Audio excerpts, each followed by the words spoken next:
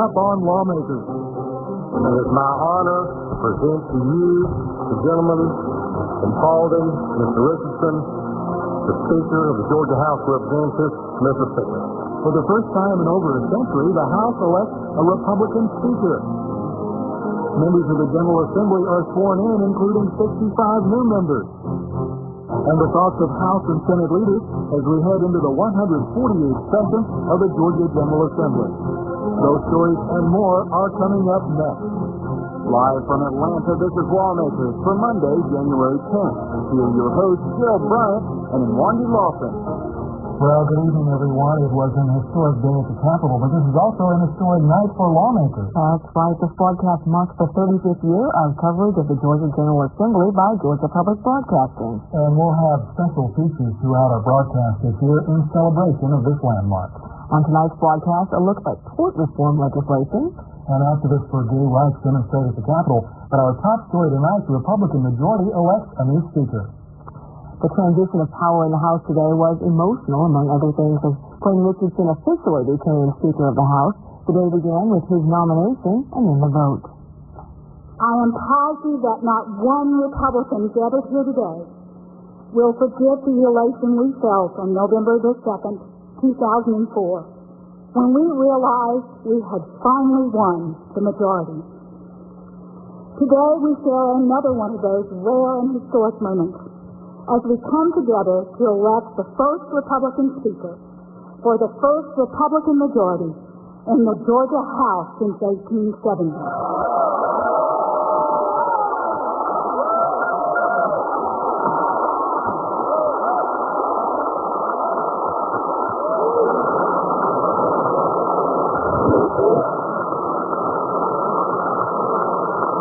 I'm going to ask you to repeat after me. I do hereby solemnly swear or affirm. As we start this new legislative session, I only thank you for the honor to be your speaker, and I look forward to leading you in the days ahead. Thank you.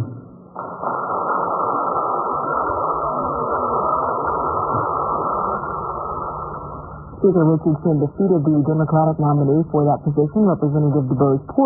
We will have an extended interview with the new House Speaker, as well as the House Minority Leader DuBose in the second half of our show. Republicans were able to elect a GOP Speaker because for the first time in 130 years, the Georgia House is controlled by Republicans. The Senate went Republican 2 years ago when 4 Democrats changed parties in the November 2004 elections. Voters selected 34 Republicans to the state Senate and 22 Democrats. Republican candidates won 99 House seats, Democrats 81, to give Republicans control of both houses of the Georgia General Assembly. Lieutenant Governor Mark Taylor, a Democrat, presides over the state Senate. He told newly elected members that now is the time to put their constituents ahead of party affiliation.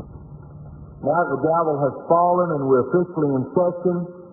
We come together, not so much as agents of political parties, but as agents of the people.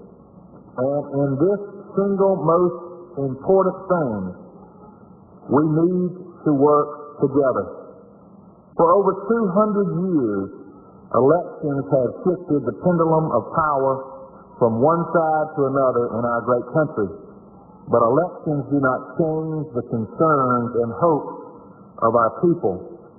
While the political landscape changes, the people and issues that they face every day with their families remain constant.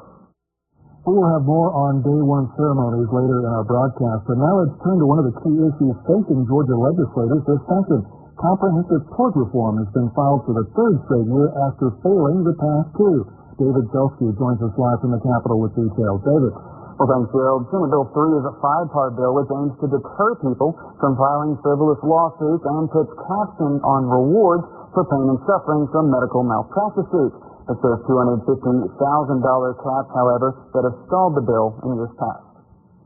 We believe that part of the problem with the increase in medical malpractice costs and health insurance costs is that we are seeing the civil justice system cost so much that we're unable to continue to provide those services to our citizens. We talked about insurance rates and savings for healthcare professionals for 2 years, and we haven't even really had a discussion about medical negligence how to reduce medical negligence, what are the dangers to Georgia patients, and how can we better protect Georgians and our families in the healthcare setting.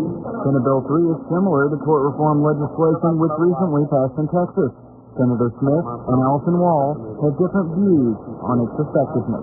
Texas doctors supported a $250,000 cap in their legislative session last year, and 6 months later, the nation's largest medical malpractice insurer went to the Texas Department of Insurance and asked for a 19% rate increase. And in their rate filing, they admitted that non-economic damages are a small percent of losses that they pay out, and that capping non-economic damages saves them about 1%. It's modeled after Texas bill, and the Texas bill saw in the very first year after its implementation a 12% decline in medical malpractice rates by their largest insurer, followed by the second year with a 5 to 7% decline. I think that Georgia doctors right now just need to look at the experience, the real experience in other states, and start to open their minds a little bit beyond the silver bullet, the mythical silver bullet of the cap. Start looking at what other states have done to better protect patients, to bring down insurance rates, and to raise accountability in the insurance industry. We want to make sure that Georgians have access to health care, particularly in the rural areas outside of Atlanta where health care is more difficult to find, and this is a part of that solution. Now, Senator Smith has also signed on to an insurance reform bill, Senate Bill 22, which will require prior approval for rate increases rather than the file and use system, which is currently in place. Reporting live, I'm David Gelsey for Lawmakers. David, this is an issue that most likely will need to pass the Senate Judiciary Committee. Earlier today, they had not named a chair. Have they done so lately? Yes, Gerald was actually just announced an hour ago, and Preston Smith, you just saw, will be the new chair. All right, David. Thank you very much. Well, although the election of the House Speaker got much of the fanfare today in the House, other offices were filled as well. Representative Mark Burkhalter teased the Speaker-elect as he assumed his new position. And there's some rumors out there I want to dispel. Because, Glenn and I at one time wanted the same job, but we are now working together as beautifully as two people could work. We've always been friends, even throughout the spirited campaign season. But two rumors that I want to dispel right away is, number one, I didn't send him the ladder for Christmas. And number two, I was not holding the ladder either when he fell. Representative Mark Burkhalter acknowledged his quest for the speakership as he was elected Speaker Pro Tem. Robbie Rivers will continue as clerk, and former legislators Barbara Bunn and Roger Hines will return as doorkeeper and messenger, respectively. Well, new House rules were adopted today, giving the Speaker greater control over committee assignments. Democratic leadership attempted to overturn the creation of an ex officio position called a hawk. This person may be appointed to a committee at the Speaker's discretion. The ayes are 123, the nays are 50. The House has adopted a resolution establishing the rules for the House. There's other business to be taken up. Chair recognizes adjournment from the 143rd. Because of the drastic changes that are made to this, I ask for reconsideration on the adoption of these rules, this resolution.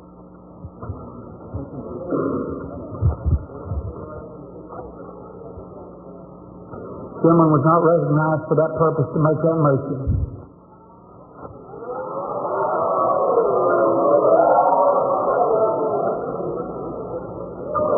The rules kind of does away with the legislature. I mean, when a presiding officer, the Speaker, can appoint as many people to committees.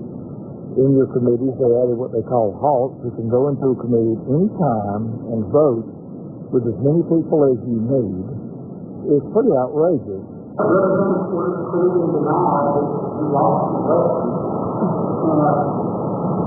Speaker, under the old system, had a power all speakers. The Speaker would come in and put 10 people on appropriation from his Speaker. All I've done is turn that power over to me on time. And that's in the short That's the only difference. The Senate also adopted some changes to its rules. We'll talk with Senate leadership about these changes later in the broadcast. Well, many Capitol observers feel that transportation funding will be a hot button issue this session. Bills have been pre-filed that would adjust how federal transportation dollars would be distributed across the state and how local infrastructure projects could be funded. Our Jesse Freeman has spoken with the sponsors of those bills and is live with the story. Jesse. And one, Senate Bill 5 is called the Georgia Public-Private Infrastructure Act of 2005. It would allow local public-private partnerships to provide seed money in construction projects. Senate Bill 4 would adjust the way federal money for interstate building projects is distributed. If these bills sound complicated at first listen, try convincing 235 other legislators that they are indeed necessary. Under current law, all federal funding for Georgia's road projects is divided evenly among the state's congressional districts. However, interstate roadways aren't. That's why some lawmakers say costly highway projects should be removed from the equation. If you have an interstate that runs through your district and you have a major project that is work on the interstate in your district, that takes away from local highway funds that could be used off that interstate. And what this bill will do is basically it will exempt the interstate system from that division of highway funds so that we get equal, more fair distribution of highway funds to each of the 13 congressional districts. Another initiative that may ease the financial burden of transportation projects is the Public-Private Infrastructure Act. It would allow local governments to seek private funding for improvement projects. In Georgia, there's a lot of deteriorating infrastructure, but Georgia follows what's called Dillon's Law. And Dillon's Law basically states that unless you give somebody the legal right to do something, like a city or a county, they can't just assume that right. Both Senators Seabaugh and Moody believe that the difficulty in getting support for these bills will be delivering the complex language they contain in simple terms. We'll follow that progress through the session. Reporting live, I'm Jesse Freeman for Lawmakers. Jesse, both of those bills sound very similar to pieces of legislation we saw last session. Why were both of those unsuccessful? Well, in one, the legislation like Senate Bill 4 died in the House, and last year's push for the Infrastructure Act didn't come up for a vote in the House Judiciary Committee after both similar bills passed out of the Senate. Thanks so much, Jesse. And back to day one ceremonies, all 56 members of the state Senate were sworn in today. Judge Jeff Bagley administered the oath of office. I do solemnly swear or affirm that I will support the Constitution of this state. And among the 34 Republicans and 22 Democrats are 21 freshman senators, 15 of them Republicans, 6 are Democrats. This is the largest freshman class in the state Senate in 30 years. In other news, Governor Perdue's ethics reform package was filed in the Georgia House today. It includes banning public officials from lobbying for 1 year after they leave office, cracking down on nepotism, more financial disclosure, and a tighter ban on legislators soliciting campaign contributions during a legislative session. The governor talked about his Honesty in Government Act with QPB's Susan Hoffman. Trust is absolutely necessary in a government, and that we have a democratic republic. You've got to have the trust of the citizens, and a good code of conduct, ethics reform with peace in it is what people expect. This is not about gotcha kind of politics. This is about helping people, encouraging you to do the right thing. The governor's ethics legislation was first filed in 2003, but because this is a new legislative session, that bill had to be filed again. Well, a group of protesters accusing legislators of gay bashing and gay baiting rallied at the Capitol today. Lawmakers Chris Knight joins us live with more. Chrissy. And Nwandi, among the issues the queer progressive agenda plans to address include the amendment to the state constitution that bans same-sex marriages. Senate Resolution 595 passed through the legislature last session. Today's rally comes 1 week after a motion to intervene filed by Senator Mike Clark, author of Senate Resolution 595, was denied in a lawsuit filed by the ACLU regarding the legislation. This group of human rights activists marched to the Capitol steps, armed with flags, banners, and a message to legislators. Communities in distress, not only for the queer community, but for all the freedom of all Georgians. The protesters call themselves the Queer Progressive Agenda. The queer community is under attack. The attacks began last year during the legislative session. The group will continue their fight against the amendment to the state constitution that bans same-sex marriages. Senate Resolution 595 passed last session in the House and the Senate. Then Georgia voters approved the amendment during the November election.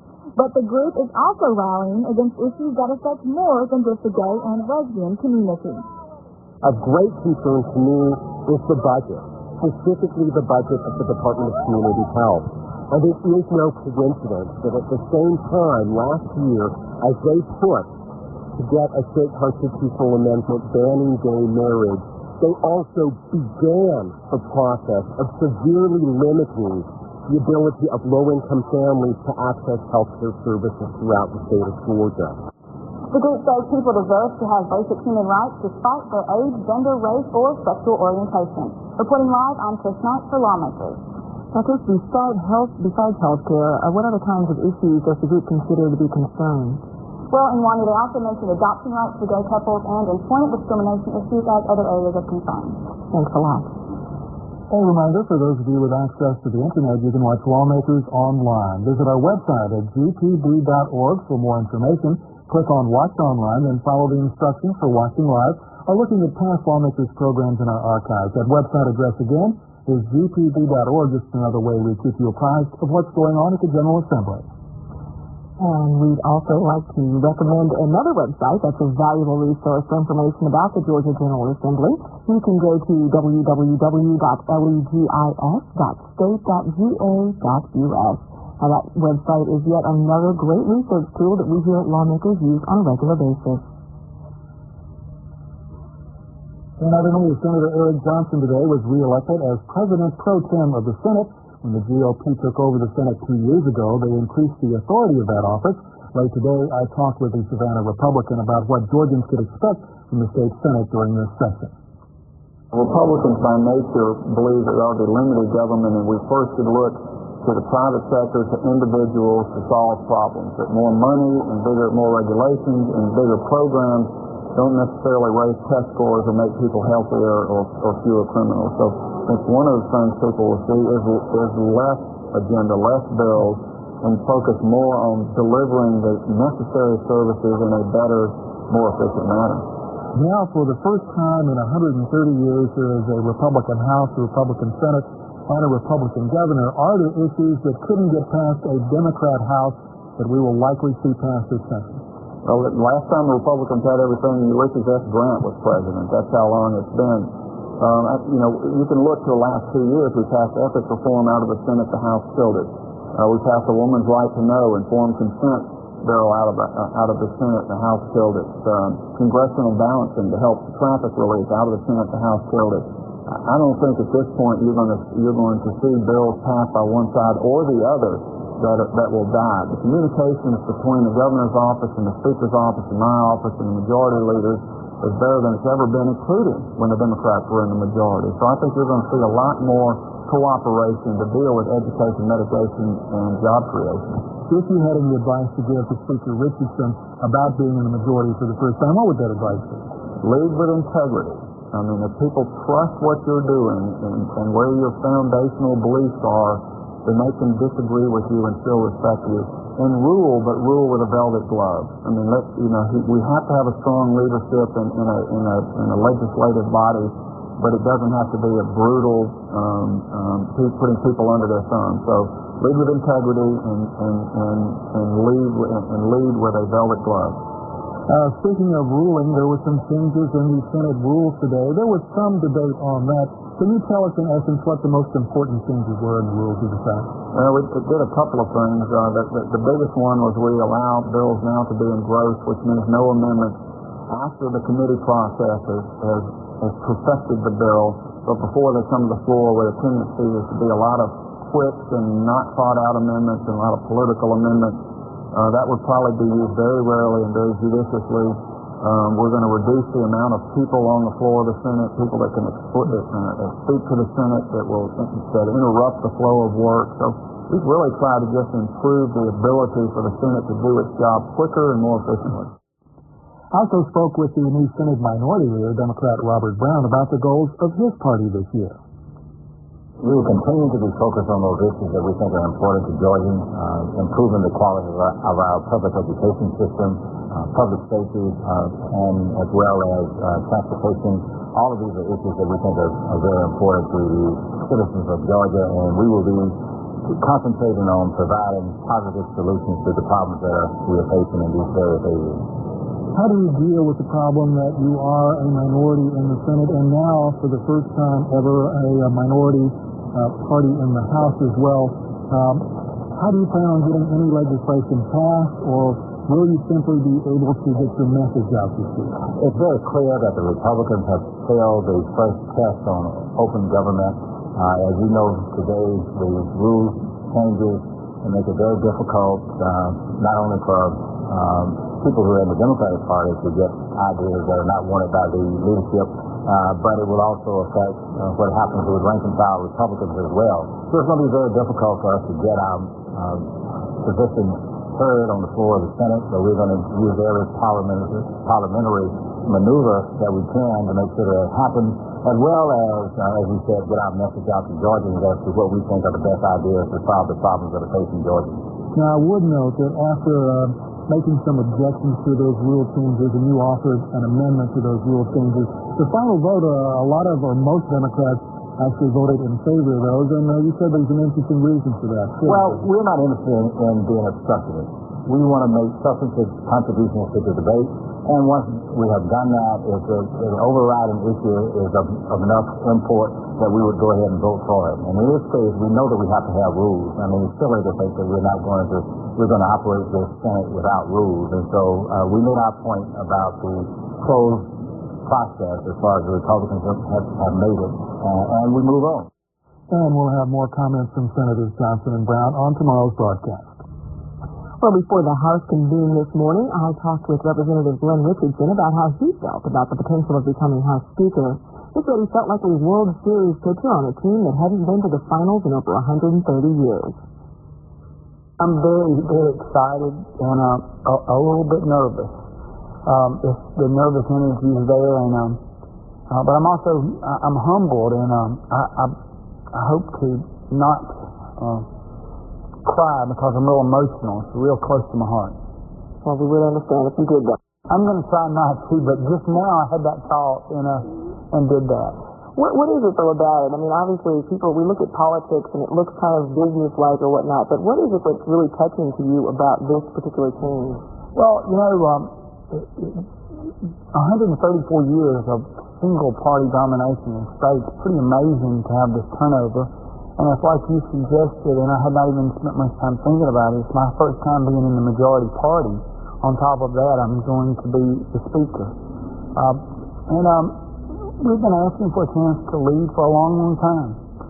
Back since the 1960s, when Bo Calloway ran for and actually got the most votes in Georgia, Republicans wanted a chance. And now we've been given that chance by Georgians, and we're excited, but we're also we're nervous because we want to do a good job. And we're really conscientious that everybody's watching us to see if we can do what we said we could do.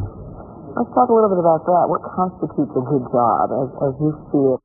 Well, I think the very first thing, I'll call it out of the box, you're going to see a difference is one of the first things that I ordered basically was to activate the electronic roll call system so that members who now vote have to put a card, just like an ATM card, in the machine to vote. In the past, people would vote other machines on a very important issue. One person might vote 2 or 3 machines. And it always concerned me that if you were spending $16 billion of taxpayer money, that perhaps the elected representative vote. So now that covers some of the procedural changes. And then as you see it in terms of some of what we might expect in terms of top issues in the House, what are you looking at? I think that clearly, I keep saying the budget, and people say, well, what's the big deal about the budget? Well, we've had some tough economic times, and we've steered through some, I call, stormy waters. And the governor's led us through what had to be one of the biggest economic downturns in state history. And now then we're starting to come out of it, and we're looking forward to maybe not having as many cuts and taking care of the needs of Georgians. After that, I think you're going to see ethics reform, some election reform. I think you're going to see a woman's right to know, a tort reform or civil justice reform, just to name a few. Now, as you look at becoming the majority party in both houses here in the General Assembly, I'm wondering, what are you looking at in terms of forging ties with the Democrats that are now the minority party, and is what room for perhaps compromise, or is there really a need for this kind of reaching across the aisle at this point? Well, there's always a need to reach out to all Georgians, and I used to say this, even though I was in the minority party, I felt like I represented a an equal amount of Georgians, and I always thought my voice wasn't heard. I'm going to try to not forget where I came from and listen to people from the minority party and their issues, because they represent about 50,000 Georgians each, and we're going to listen to them, and we're going to reach out to them and try to get them across. And I think the best example of that is my first act of reaching out is how I'm treating Speaker Terry Coleman. I signed him to an office in the Capitol, and I told him, and I'll tell publicly, I'm going to treat him just the same way I would want him to treat me and do unto others as I would have them do unto me. Well, decisions about House committees, office, and seating assignments are expected by midnight. And despite these changes in the House, Democrats say that they're committed to finding creative ways to continue serving their constituents. According to House Minority Leader DuBose Porter, part of this service includes in exposing the inequities he says are created by Republican leadership. We need to work on those policies that we know are important. Georgia Democratic issues are probably concentrated on several that can be narrowed down. The Hope Scholarship is our program. It was under attack the last 2 years. We've protected it. We'll continue to fight for the integrity of the Hope Scholarship. We're able to have small classrooms in early grades. It was attempted to be done away with the last 2 years. We fought to keep that. We'll continue that fight. On job development and creation, they want to change the rules on what can be allotted to communities and what size communities. We'll continue to fight for even growth and development throughout the state. On health care, here is teacher care, where they changed the rules and cut out 40,000 children who were paying their premiums. But if you change the regs, it takes that many people off of teacher care, therefore no insurance, therefore you flood your private sector and your emergency room. These are major policy questions that have got to be accountable for. We've protected that in the past, and now we'll expose it for where they really are. Well, coming up tomorrow on Lawmakers, the Georgia Chamber serves up the eggs and issues at the Georgia World Congress Center. We'll have highlights this Wednesday, January 12th, joining Georgia Public Broadcasting for Governor Sonny Perdue's State of the State Address live at 8 p.m., simulcast on television and radio, and streamed live on the GPB website.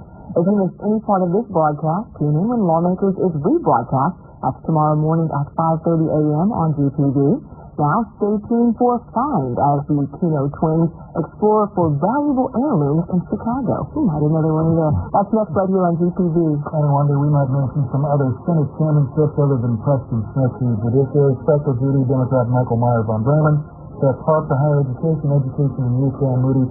More on that in the coming days. That is our broadcast for this, the first legislative day of the Georgia General Assembly. Thanks for joining us as we again, our 35th year. I'm Gerald Bryant. And I'm Nwandi Lawson. For all of us here at Lawmakers, good night.